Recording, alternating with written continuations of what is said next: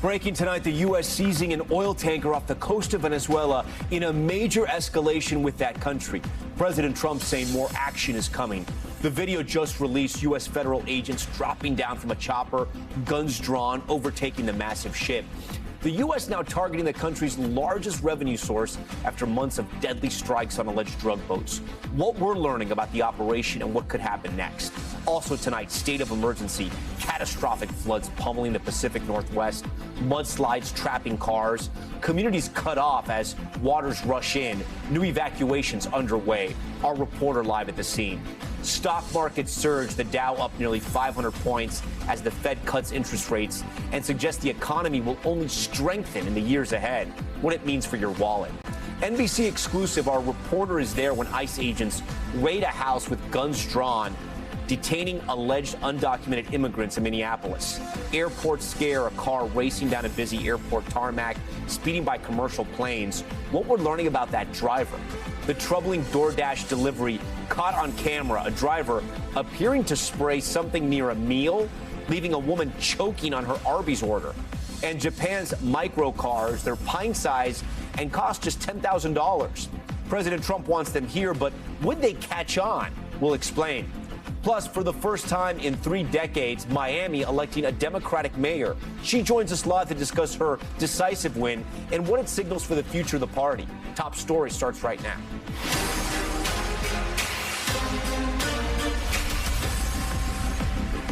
And good evening. Tonight, the dramatic escalation in the months-long standoff between the U.S. and Venezuela.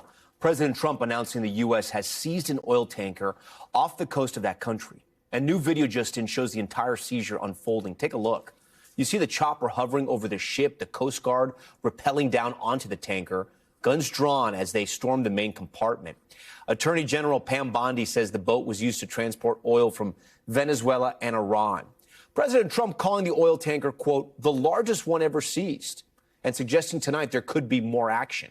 It's a new tactic in an intensifying pressure campaign on Venezuela's Nicolás Maduro that for months focused on this, targeting alleged drug traffickers in the waters just off the coast and blowing them up.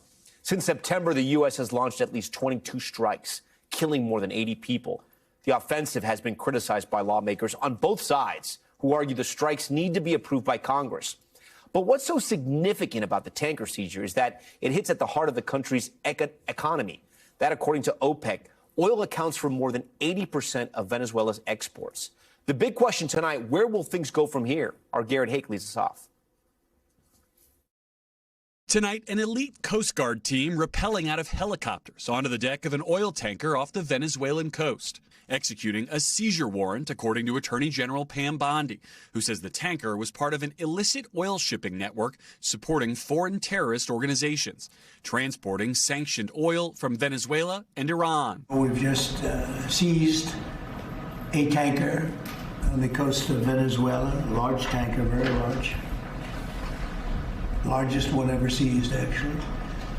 And other things are happening. It's a new escalation in President Trump's pressure campaign against Venezuela and what he calls its illegitimate narco-terrorist regime. The president was asked about what will become of the oil aboard. Well, we keep it, I guess.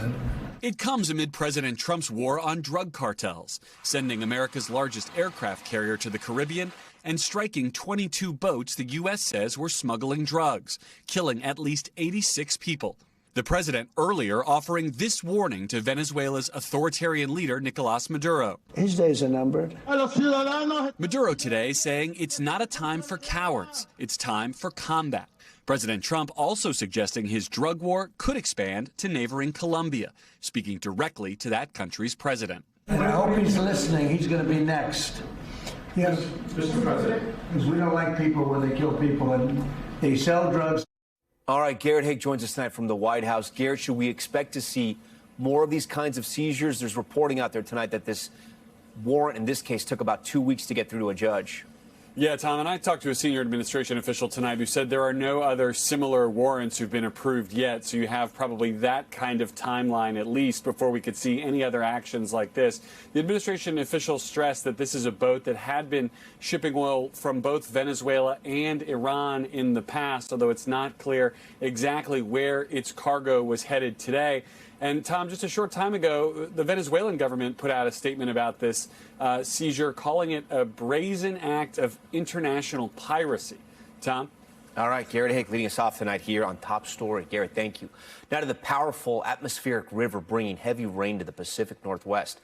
The governor of Washington State declaring a statewide emergency with some neighborhoods ordered to evacuate. Camila Bernal is in Washington tonight with more. Tonight, a surge of rain putting the Pacific Northwest on flood watch. Heavy rainfall from a powerful atmospheric river has 8 million under flood alerts, set to bring an additional 7 inches of rain from Washington to Montana. Take it seriously. Entire farms and homes, even roads, underwater in Washington state. The Skycomish River already at major flood stage, set to rise even higher. Swift water rescuers on scene this morning checking on homes. A state of emergency declared in Washington. And in Ording, officials evacuated up to 40 homes today over concerns about levees overflowing. If you receive an evacuation order, please follow that order. Officials say this mudslide along I-90 blocked all lanes of traffic. No injuries have been reported. As the deluge swamps the Pacific Northwest, winter weather in the Midwest causing whiteout conditions in Minnesota and slick roads in North Dakota. I've got another rollover, same location. Where deputies assisting an injury rollover recorded a nearly identical accident on body cam. Another car crashing and rolling over right next to the first accident. The heavy snow stranding this school bus in Minnesota. Back in Washington, 17 rivers could see major flooding this week. The situation is extremely serious. All right, Camila Bernal joins us tonight from Preston, Washington. Camila, we see that river behind you. I know there's a big fear of the flooding there, and there's already flooding impacting nearby homes and businesses. That's right, Tom. There's huge concern for people that live near this river and the many others across the state. I just talked to a local farmer who told me this could have a huge economic impact on his business. He described the water chest high, said he already moved all of his animals. He was here today trying to save some of his dry flowers because, of course, that's part of what his business relies on. And he told me he's hoping for the best despite the forecast. On the other hand, you have the governor here in the state activating the National Guard. He says 100 members are ready to deploy today, 300 more tomorrow in anticipation of what could happen in the coming hours. Tom? All right, Camila Bernal. Camila, thank you for that. I want to get right over to NBC News meteorologist Bill Cairns. Bill, what's your biggest concern in the Pacific Northwest right now? That river looked like it was raging already behind Camila there. Yeah, the power of water. In the next 24 hours, we're going to see many of the rivers cresting. I'm mostly concerned with areas in the Skagit River, Snohomish, and also Snoqualmie rivers. Those are the 3 big rivers that we're going to be watching. Still raining in the area. We're getting a break in a few spots, but we still have river flood warnings everywhere in maroon here. So coming out of the Cascades, heading down towards the Puget Sound, all of our rivers are in flood stage, some of them major flood stage, an additional 1 to 3 inches tonight, maybe an isolated spot that could get another half a foot. This is on top of the foot of rain that's already fallen. All of these purple dots is where major flooding is expected. Mount Vernon could be 3 feet over their record. I mean, that would be incredible and horrific for the town. We're hoping that doesn't come true. A lot of these rivers will be cresting this time tomorrow, Tom. Okay, we'll keep an eye on that. And then we know tens of millions still under winter alerts tonight. And there's another cold blast on the way. Yeah, so we've been seeing areas of snow, mostly high elevations and coming off the Great Lakes tonight in areas of northern New England, just some rain in areas of I-95. But this next cold blast is already setting up here in the northern plains, areas of North Dakota. Bismarck wind chill is currently 0, Minneapolis 11. Tomorrow, this will come through the northeast. Not as bad as earlier in the week, but you'll still feel it. It'll be brisk and windy and cold at the same time. And then another one, even more significant, comes into areas around Bismarck. This is Friday, and this will settle in on Sunday across the Midwest. We got a lot of football games, Tom. The Bears are at home. Kansas City, Cincinnati, Pittsburgh, all are going to be very cold weather football games. All right, we'll be watching. Bill, we thank you. Now to that big move from the Federal Reserve today. It sent the stock market surging. The Fed cutting interest rates by 1/4 point and pointing to a job market that Chairman Jerome Powell said may be weaker than it appears. But it was the Fed's optimistic outlook on the economy heading into next year that gave stocks a major lift. Take a look at the split screen on CNBC while Fed Chair Powell answered questions from reporters. The S&P 500 climbing as he spoke. Okay, Christine Romans joins us now from Washington. Christine, talk us through the decision and the outlook that took a lot of people by surprise, maybe some, not everybody. The market's reacting positively? Yeah. So first, the decision, the Fed cutting that interest rate, and the Fed basically saying, the Fed chief basically telling all of us, the reporters in the room, that, you know, he's concerned about the job market. There might actually be negative job creation happening right now, so they need to cut interest rates to kind of support the job market. But you're right. When you look out into next year, you know, the Fed sees the unemployment rate rising to 4.5% by the end of this year, but then getting better next year, and also seeing inflation start to drift down closer to its target of 2% next year. So the Fed might be done cutting rates for now, and that was something Wall Street wanted to hear, that the Fed thinks it's kind of got neutral rates here and that things are looking better for next year. Yeah, so you got to explain this, Ryan, and I know this is tough. The Fed's giving a positive outlook for the next year. A lot of households right now this holiday season are not feeling that yet. In fact, they're looking at all types of things going wild. These prices are still sky high. How does that sort of correct itself?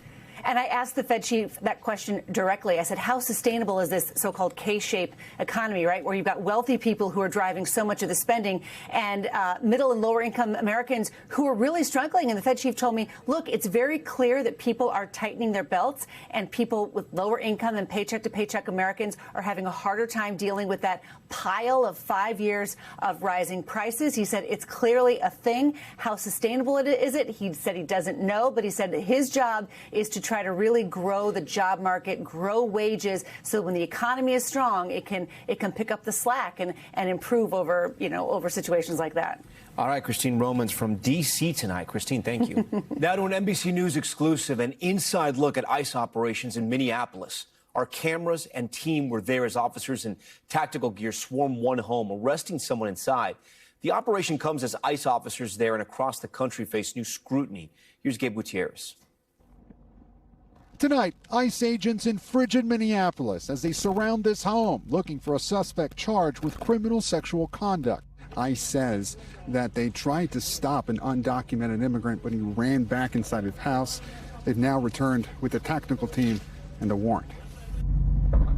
Federal officers then going inside, making an arrest. Not their original target, but also undocumented, ICE says. This is what we're sworn to do, is protect the country by removing illegal aliens. The Department of Homeland Security says they've arrested undocumented immigrants with convictions including criminal sexual conduct with a minor, aggravated assault, and domestic violence. The operation comes after federal prosecutors earlier revealed they charged dozens of people in Minnesota's Somali community for allegedly stealing hundreds of millions of dollars in taxpayer money, including from programs meant to give meals to low-income children. That's called the Great Big Minnesota Scam. President Trump escalating his rhetoric against Somalia overnight. We always take people from Somalia, places that are a disaster, right? Filthy, dirty, disgusting, ridden with crime. ICE insists the large Somali population here is not the specific target, but the community is furious. The mistakes of a few individuals can never be used to generalize or stereotype an entire community. And there's also backlash against immigration agents in Boston. This sign criticizing ICE in a church's nativity scene, the diocese asking for it to be removed. While in Minnesota, we saw firsthand protesters trying to block federal officers. What do you say to critics of ICE who say you don't always go after the worst of the worst? I say that on top of the worst, that our job is to enforce the immigration laws. Every one of these individuals that we arrest has due process.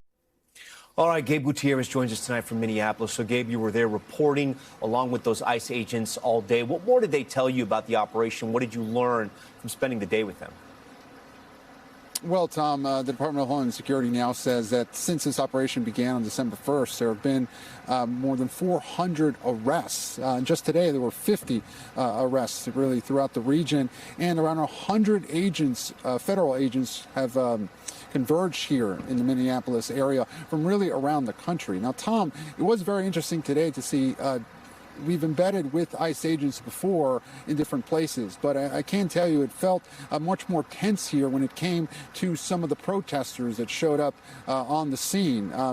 ICE officers have told us that there have been ramping up of tensions really over the last several weeks. Some of them look for now air tags on their vehicles because they say protesters put them on the vehicle sometimes to be able to track them, to try to get some insight as to where ICE operations will happen. So certainly a lot of tension here between those ICE officers and the community. But again, those agents tell me that they're just trying to do their jobs and they're not targeting the Somali community specifically, Tom. Gabe Gutierrez and his team getting an up-close look there in Minneapolis. Thank you. Now to the growing uncertainty over health care costs that could soon skyrocket for millions of Americans who are covered under the Affordable Care Act, otherwise known as Obamacare. Enhanced subsidies, which were put in place during the pandemic by President Biden to lower costs, soon set to expire. The Senate is expected to take a vote tomorrow on two competing bills, a Republican-backed plan to change the way those subsidies are distributed, and a Democrat-backed bill designed to keep the Obamacare subsidies going past the end of the year. Tracking it all for us is NBC's Ryan Noble, who joins us tonight from Washington. Ryan, we know these health care issues are incredibly hard to sort of explain out, not easy to do in about 5 minutes, but these subsidies, a key sticking point behind the government shutdown, are both sides any closer to any type of solution? The answer is no, Tom, and it seems very likely that barring some sort of a miracle that these enhanced premium subsidies are going to expire at the end of the year. There will be a vote tomorrow on two competing plans, one to extend the subsidies for 3 years, another that would create health savings accounts for Americans, basically use the funding that would be used for those subsidies for these health savings accounts. But neither of them have the 60 votes necessary to pass in the Senate. And the issue right now, Tom, is frankly that Republicans and Democrats just aren't talking to each other. They're not in a room trying to hash out what they like and don't like about each other's plans. And as a result, the clock is ticking without any real sign of progress in sight. And then, Ryan, you know, as you mentioned, the House and the Senate will soon be out of session for the holidays. This legislation might not pass until the new year. Do we know exactly how it will immediately affect or when it will affect the people that depend on these subsidies? Yeah, first on the timeline, Tom, you're exactly right. We'll have this vote tomorrow. The votes will likely fail. And then basically, we only have one more week of session for both the House and Senate before they break for the holiday recess. That means that there's really no opportunity to try and solve this problem before the end of the year. And once those subsidies lapse, those premiums are going to go up immediately. There are some 20 million Americans who are going to see their premiums increase anywhere from 50 to maybe as much as 400%, depending on which plan they're a part of. So there's going to be a real world impact to this right away. The question is when they come back from the new year and these Americans, these constituents start to feel the effects of these premium hikes, will that compel Congress to come together and try and find a solution, even if it's after those premiums start to go up? That's a big question, and it could play a big role in determining who controls Congress when these midterm elections roll around in November. It's a great point. I know we're going to stay on top of it. All right, Ryan, we thank you for that. We have a new warning tonight to tell you about. It involves the measles. Health officials say the spread of the respiratory disease is accelerating, even forcing some students into quarantine for a second time. I want to bring in Emily Aketa, who's been following this closely for us. And Emily, South Carolina is experiencing one of the biggest outbreaks right now. Yeah, that's right. And you think about the timing of all of this as well. There's a lot of anxiety and concern growing over mounting measles infections in the thick of the holiday season, as South Carolina reports more than 24 new cases just since Friday. The state's epidemiologist today blaming recent gatherings, travel, and vaccination rates, and also expressing concern that this is a situation that could worsen with the Christmas holiday right around the corner. The outbreak also, as you mentioned, forcing some unvaccinated students to sit out of school in quarantine for weeks there. Across the country, we got some new numbers from the CDC. You see them there on your screen. More than 1,900 cases this year. Those numbers out today. That's the highest level since 1992. Health experts, Tom, really underscoring that it's important to get vaccinated, not just to protect yourself, but also to protect people who are in a stage that they can't be immunized yet, like infants. Well, on that point, typically you get the vaccine, I think, at 1 year old. Yep. What can people do to sort of protect their little ones. Yeah, those really young ones are vulnerable. Health experts telling families that avoid crowds in areas of outbreak if you have a really young one. Also, make sure that the close contacts with your baby, they do have the proper doses of the MMR vaccine. And ask your doctor. You can ask them about whether or not an early dose of the MMR vaccine is appropriate for your young child and your family. Okay, Emily, thanks for explaining that one. Thanks, we are back in a moment with the disturbing DoorDash drop-off. A driver appearing to spray something on a bag of food, causing a customer to allegedly get sick. Wait till you hear about this one.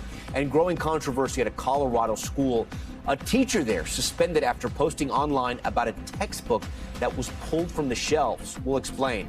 Plus, the extra special delivery from one Waymo passenger. How the expecting mother gave birth in the backseat of a driverless robotaxi. Imagine that. We'll tell you about it. It's ahead on Top Story.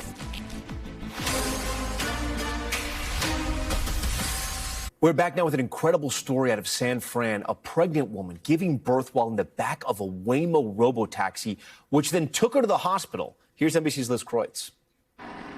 Call it the Waymo baby. According to the robotaxi company, a pregnant woman on her way to UC San Francisco Medical Center this week gave birth inside one of the driverless vehicles. The company says its remote rider support team detected unusual activity, which initiated a call to check on the passenger. It happened in a Waymo like this one. Operators from the response team then called 911 as the vehicle kept going. The company says mom and her new baby made it to the hospital even ahead of emergency services. The company celebrating the news, saying, "We're proud to be a trusted ride for moments big and small," serving riders from just seconds old to many years young. Waymo is currently rapidly expanding, more than tripling their public rides from last year. The company is also facing a federal investigation over allegations their cars illegally ran past stop signs on school buses, as seen here. Waymo said they have made software updates and safety is a top priority. And Liz, maybe the craziest part about this story is that this isn't the first time a baby has been born in a Waymo vehicle.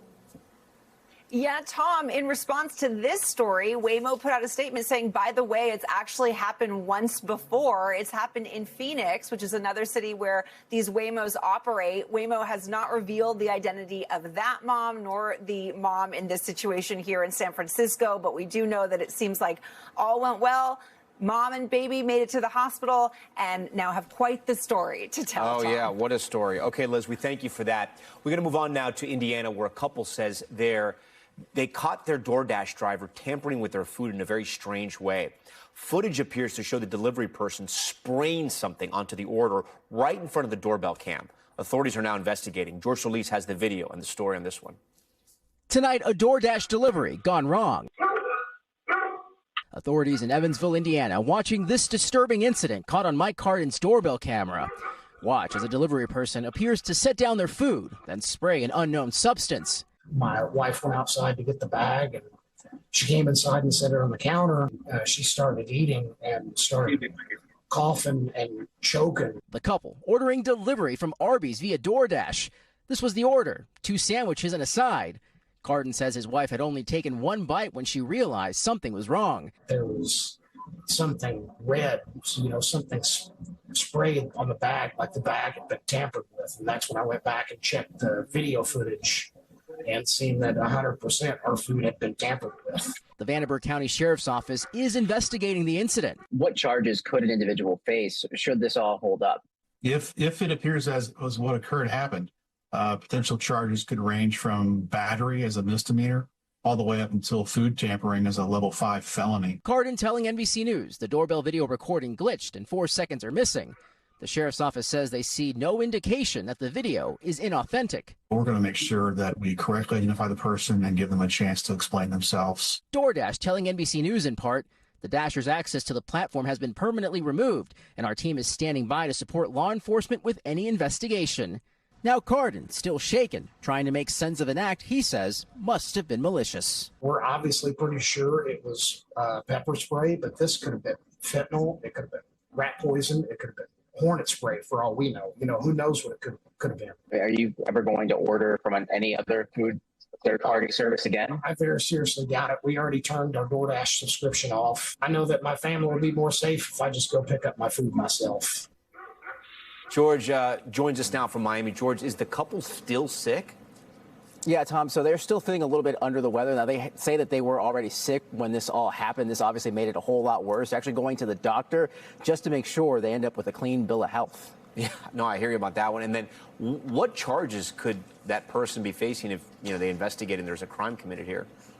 Yeah, so get this. So, Mike, they're telling me that as soon as this order was done, that driver apparently blocked them. So the sheriff's office actually issued a subpoena to DoorDash, and so far it seems that the organization is cooperating with the investigation. All right, we'll see what happens, and they'll figure out what exactly that spray was. George, we thank you for that. Still ahead, we're following breaking news out of California. 9 high school track students hurt in a car crash. More on that ahead. Plus, Miami just elected a Democrat to be mayor for the first time in nearly 30 years. She'll join us live here on Top Story on the heels of her decisive victory. But first, Top Story's top moment, a young Toronto Raptors fan going viral for busting a move in the stands after noticing he made it on the Jumbotron. Take a look.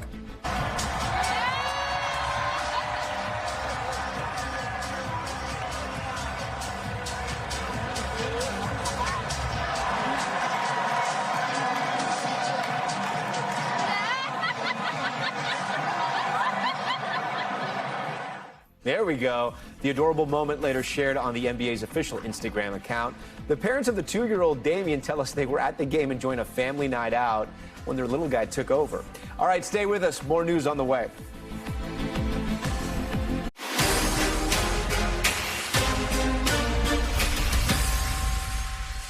We're back now with a look at the major shift happening in Miami. A Democrat winning the mayoral race for the first time in 28 years. Democrat Eileen Higgins earning nearly 60% of the vote, beating out Republican candidate Emilio Gonzalez in last night's runoff election. Higgins, who served on the Miami-Dade County Commission, also became the first female mayor in Miami history. And Mayor-elect Eileen Higgins joins us now live. Mayor-elect, we thank you so much for coming on Top Story, and somebody who is from Miami-Dade County. Congratulations on your win. I'm incredibly curious about how you see the politics of South Florida, right? Because just a year ago, sort of Miami-Dade County was in the first paragraph of almost every election story written because President Trump had turned that county from blue to red. And now you've won in a very decisive manner in the city of Miami, which is a blue city, we should say. But what did you think you learned from being out on the campaign trail? What can this election tell us about the rest of the country, if anything? Well, for me, this election, when I was talking to voters, came down to 2 things. One, the first bucket is frustration. They were frustrated with the city hall that had a reputation for nothing but corruption, yelling and screaming on the dais, a permitting process that can last for years before you can fix your own home up. And they wanted a government that worked for them. I brought a track record of results from the county, so they trusted me on that. But in addition to that frustration, there's a level of fear that I have never heard from our residents before in my previous elections. The politics or the policies of trickle-down hatred that are so concentrated in anti-immigrant fervor are really making people afraid. And they wanted to know they had a mayor who would speak up for them. In a respectful way, not in a demeaning way, value their contributions as immigrants versus disrespect them. You said you plan to explore legal ways to unwind an agreement between the city and the federal government that empowers police officers to conduct immigration enforcement. How will you do that? What will that look like? And are you afraid you're going to open yourselves up to legal action from the federal government? So that agreement is actually with the state of Florida. Primarily, the state required us to enter into this, except that it wasn't a requirement. The city of Miami should never, ever have signed that agreement. The city of South Miami with Mayor Javier Fernandez, he went to court and found out they did not need to sign it. Now, the legalities of unwinding that agreement are different, and it may not be possible.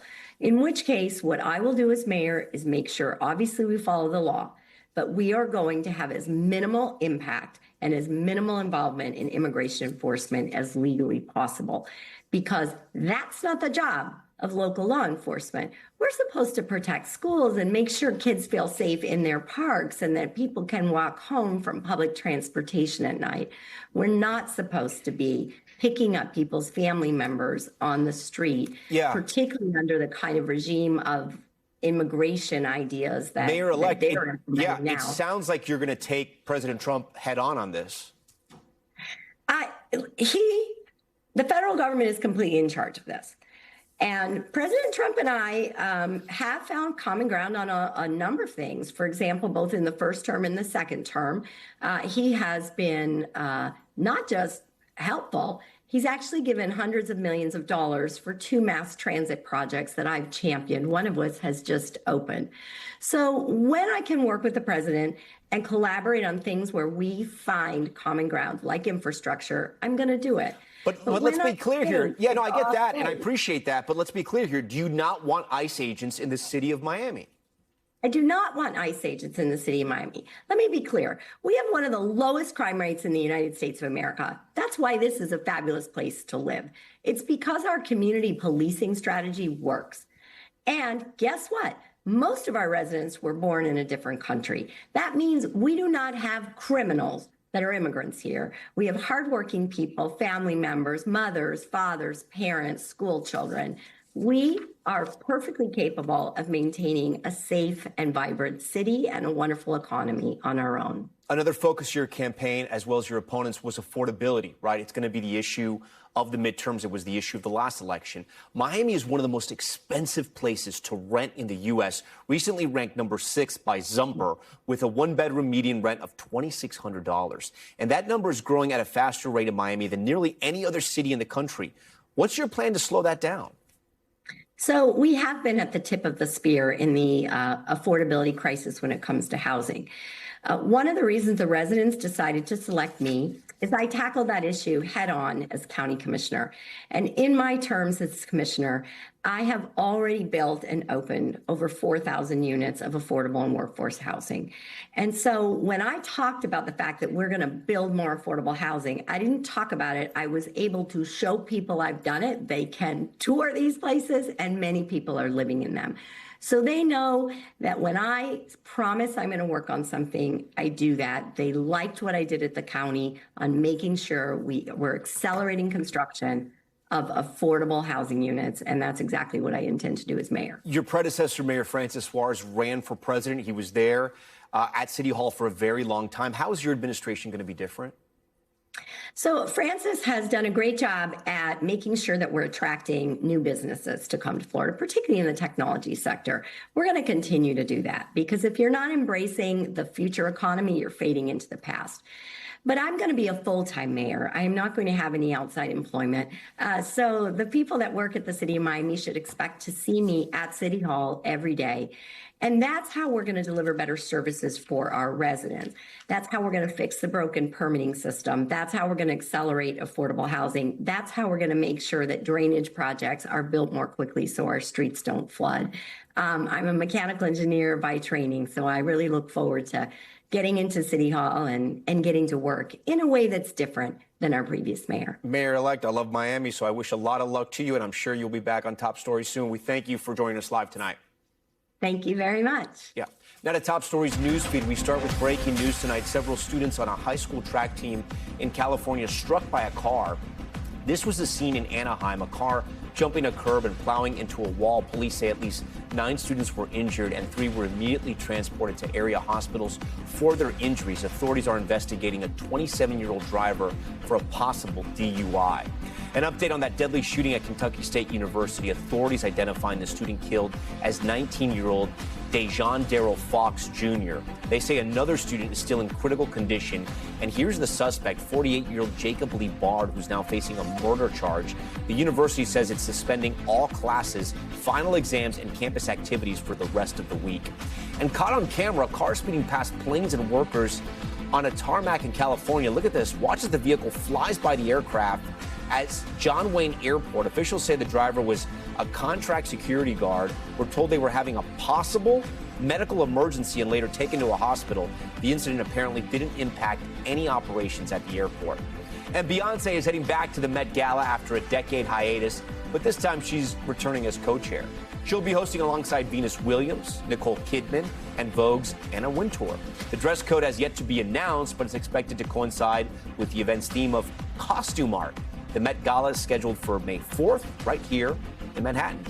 Okay, we are going to have a lot more tonight on this story. It's about the rising tensions in Colorado Springs. A teacher suspended after posting TikToks about her district, including highlighting portions of a health textbook that had been removed. The district saying they haven't outright banned books and that it isn't why she was suspended, but some colleagues and parents aren't really buying that. Here's Julie Sirkin.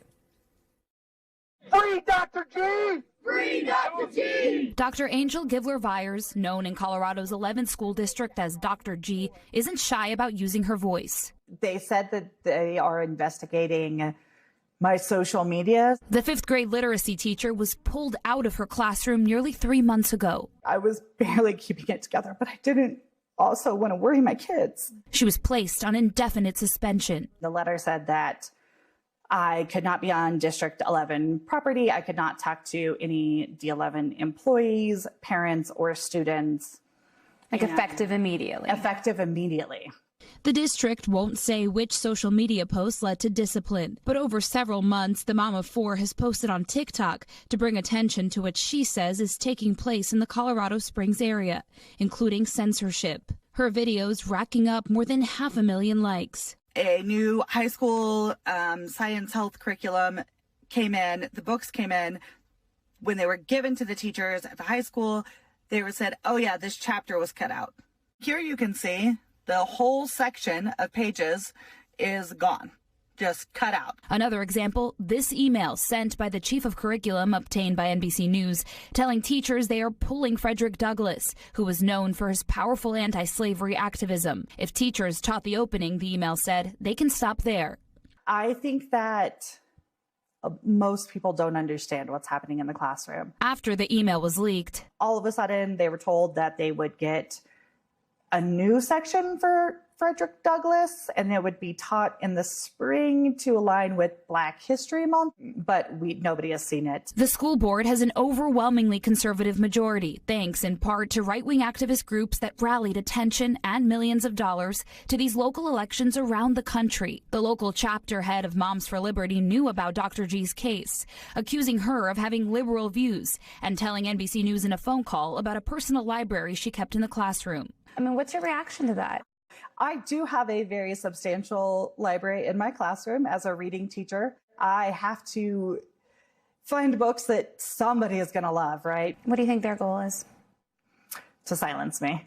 District 11 canceled school today. The board meeting is remote, and yet teachers and parents showed up in the snow to support Dr. Givler-Vyers. A lot of censorship, a lot of hostile actions towards teachers, and a lot of hostile actions towards public education in general. Colorado Teachers Association President Kevin Vick would know, sharing how the relationship between teachers and the district deteriorated after COVID. I basically spent my entire teaching career here. I think you're seeing an even more extreme version right here with the actual firing of a teacher simply for expressing views that the district disagrees with. The superintendent recommended that Dr. G be terminated. The board alleges unprofessional conduct on social media and violations of the terms of her administrative leave. In a lengthy statement, the office of the superintendent told NBC News the board has not adopted any policy that allows banning books without limitation. And the board's president said Dr. G's case is not related to what she alleged in her social media posts. What do you do next? I start the process to fight back. I want back in my classroom with my students and my school. And they want her back too.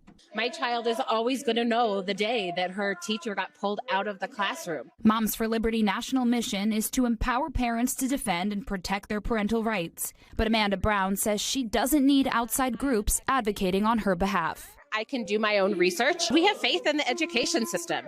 We have faith in the fact that we have good, strong, smart teachers in place to help our children grow. All right, Julie Sirkin joins us now from Washington. Julie, where does this teacher's case stand now?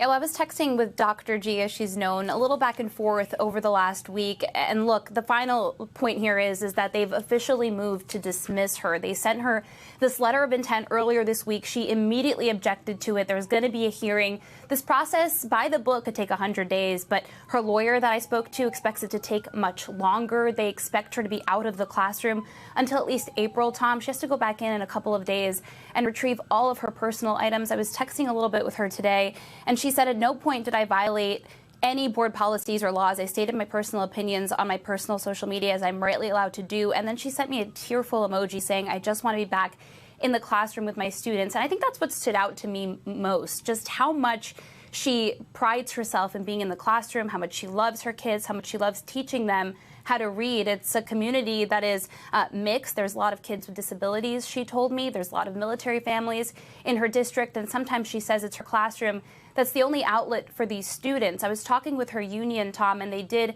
show me the exact social media post that the district had referenced in saying that this is why they're dismissing her. They're a series of posts. I believe we have them, if we could show them on your screen. Essentially, she's talking about teacher strikes, movements that she was part of to try and protest these alleged book bans, these acts of censorship, also a teacher contract that they fully disbanded earlier this year, teachers trying to protest for their rights, and she says they're getting punished for it, Tom. So a long road ahead for her. All right, Julie Serkin for us. Julie, thank you for bringing us that story tonight. As we mentioned earlier in the broadcast, the Senate is set to vote tomorrow on plans to extend Affordable Care Act subsidies. If those votes fail, it could bring a spike in health insurance premiums for millions of Americans in the new year. It comes as a new poll from the NBC News Decision Desk finds 24% of Americans report having a delay or denial of health care service treatment or medication by their health insurance company in the past 2 years. It's part of why we launched our series, The Cost of Denial, and tonight we're focusing on the legal right you have if you're denied coverage by insurance. But the majority of Americans don't know it's an option. Here's Vicki Wynn. Paxton Pope loves Carolina football, bird watching. What is that? An osprey. And Pokemon. Who do you play Pokemon with? My sisters. But the 13-year-old in Davidson, North Carolina, has struggled with his favorite hobbies, suffering developmental delays and as many as 12 seizures an hour. Finally, last year, diagnosed with a rare genetic disorder called SLC6A1. What does it feel like when you're having a seizure? Terrible. We truly felt like he was slipping out of our hands. His parents, Maggie and Grayson, learned from an online support group that a drug called Ravicti could help. Prescribed by their doctor, the drug's list price is nearly $800,000 a year. Twice, their insurance denied coverage, saying clinical studies have not proven that this drug is safe and effective for treatment of your child's condition. Every time I saw a seizure, a little piece of my heart would break. It's debilitating to watch someone you love come in and out of cognition and reality. Did the anger grow when you learned there was a medication that could help him and that you were being denied access to it? Yes. To know that there's something out there that can help and then to not be able to get it it can make you frustrated for sure. But the Popes found a Hail Mary at the bottom of their second denial letter. 6 words that changed everything. You can have an external review. The Popes had never heard of this process, and a recent survey shows most Americans hasn't. But it's a consumer protection under the Affordable Care Act that says you can take your case to an independent review organization at no cost to you. Then a medical expert not employed by the insurance company makes a final decision. You'd be surprised how much help you can get from a Department of Insurance. North Carolina's Commissioner of Insurance, Mike Causey, says 282 cases have undergone a review this year through the state's Smart NC program. More than half resulted in denials being overturned. Why doesn't the insurance just cover what it's supposed to? I think one of the reasons is the tremendous amount of insurance fraud. So the companies have to be, very cautious, but at the same time, they make mistakes. For the Popes, the external review found Ravicti was proven safe and effective for Paxton's underlying disease. Relief and validation were the first things that came to mind, along with some of the disbelief that it actually worked, that it was overturned. You ready? Yeah. After 2 months on the meds, Paxton's parents say his seizures went from more than 100 a day to about 8. This year, for the first time, he was able to play on the school football team. And while they'll never know the identity of the doctor who reviewed their case, they are deeply grateful. I would get up and give him a really big Southern girl hug. You saw the person behind all of the data, and you gave him a chance. It's a nice throw, buddy. Vicki joins us again in studio, and I want our viewers to know this. It's called an external review, and it's an option in every single state in America. It is absolutely your legal right. And Tom, you have everything to gain and really nothing to lose. And the rates of denials being overturned is significant. We checked around the country. In California, Utah, and Pennsylvania, for example, more than half the time, the external review results in that denial being overturned. So more than half. More than half. That's incredible. Which is really important for people to know about. Vicki, great story. We thank you for bringing it to us. Coming up on Top Story, the Venezuelan opposition leader. Absent from the Nobel Peace Prize ceremony today, but she still made an impact on the event. We'll explain. Plus, could more tiny cars soon be hitting the roads here in the U.S.? Why some recent comments from President Trump are stirring up the debate. We'll explain. That's next. Welcome back. For decades, Americans have loved big cars like SUVs and muscle cars, but that could be changing. President Trump has said he wants the small, cheap, fuel-efficient cars that are popular in Japan to be made here. They're called tiny cars. Valerie Castro has more.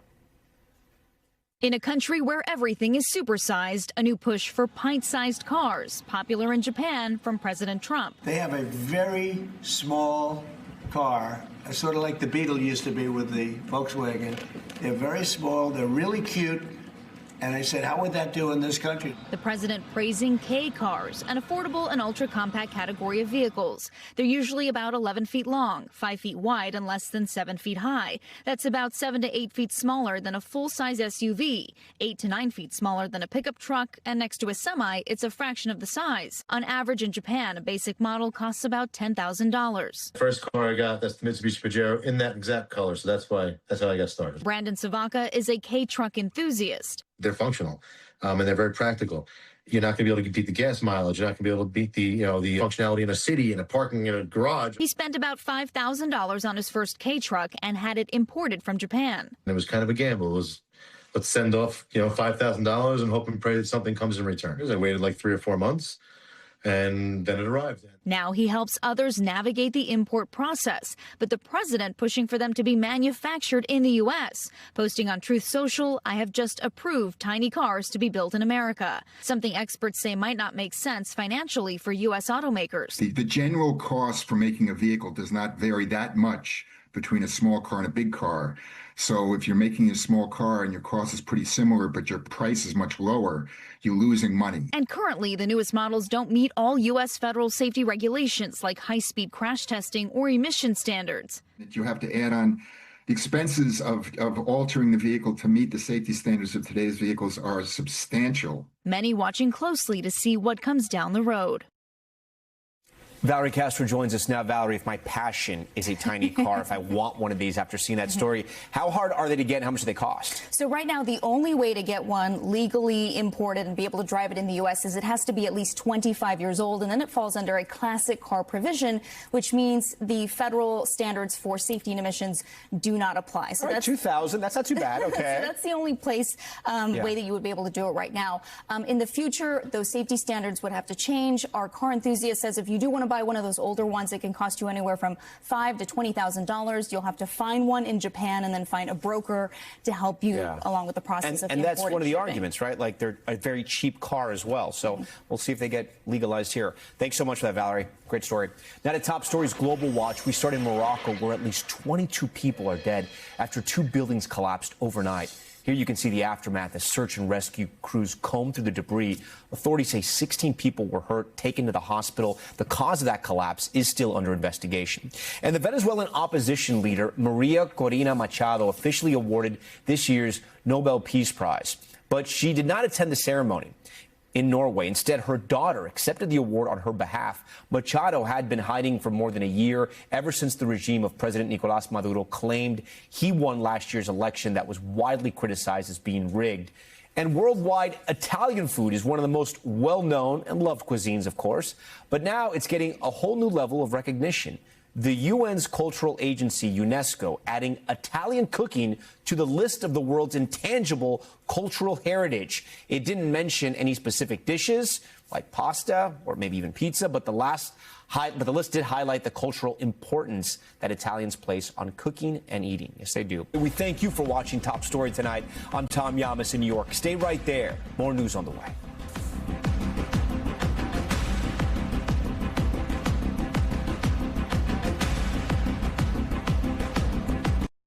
We thank you for watching, and remember, stay updated on breaking news and top stories on the NBC News app or watch live on our YouTube channel.